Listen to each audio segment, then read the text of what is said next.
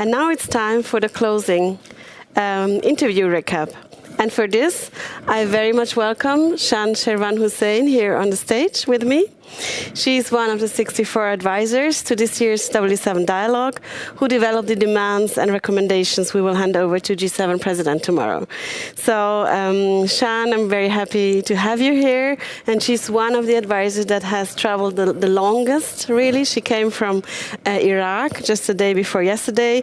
She's a gender specialist, and her work focus lies on gender-based violence prevention and related topics at a large humanitarian organizations in Iraq. So, welcome here again. Thank you so much. Hello.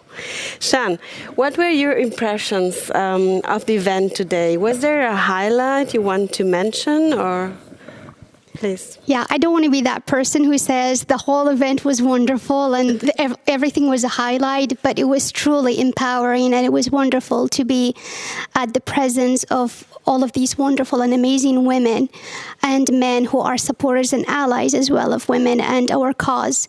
What I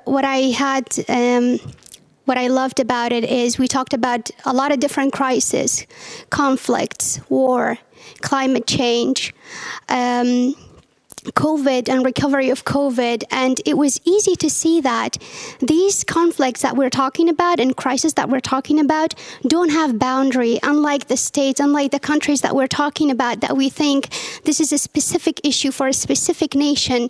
We saw that there is no boundary, there is no limit. It travels across the globe. And women are affected disproportionately.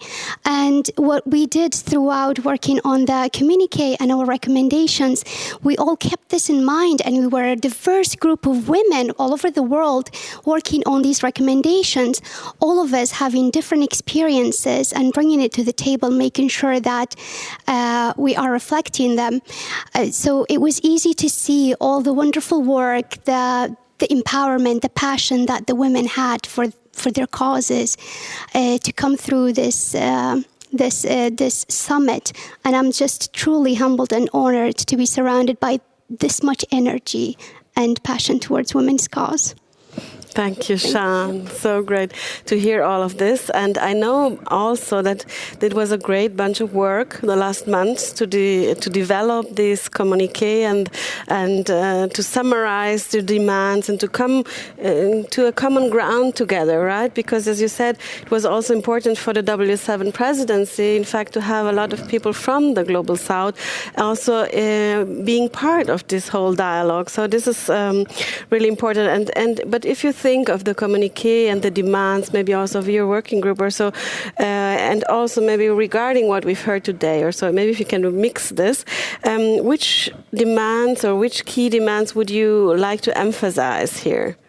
Yeah, just before emphasizing on the demand, I would like to say the communique we developed, I agree with you, and we became part of this wonderful group since January.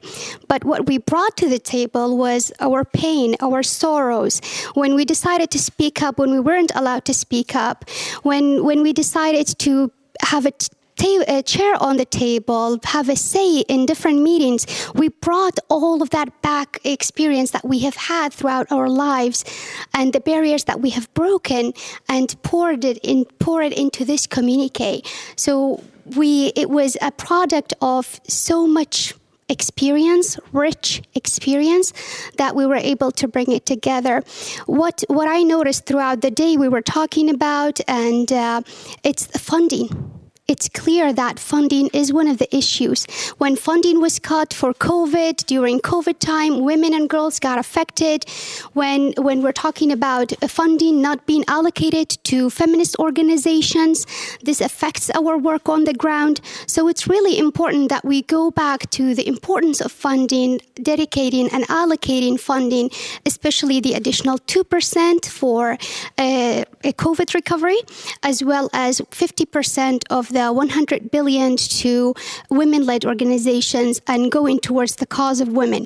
What's really important to know, it was wonderful to hear about Germany's feminist development policy, but it's really important. We know that this is going to happen, hopefully, but then to make sure that those organizations, those grassroots who are going to receive this funding are going through gender audit to make sure that women really have a say. Women are decision makers in those organizations as well. Thank you for this.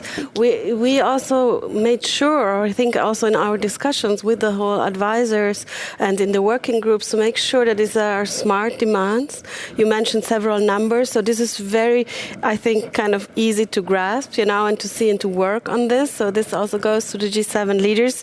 Please read it. Take it with you.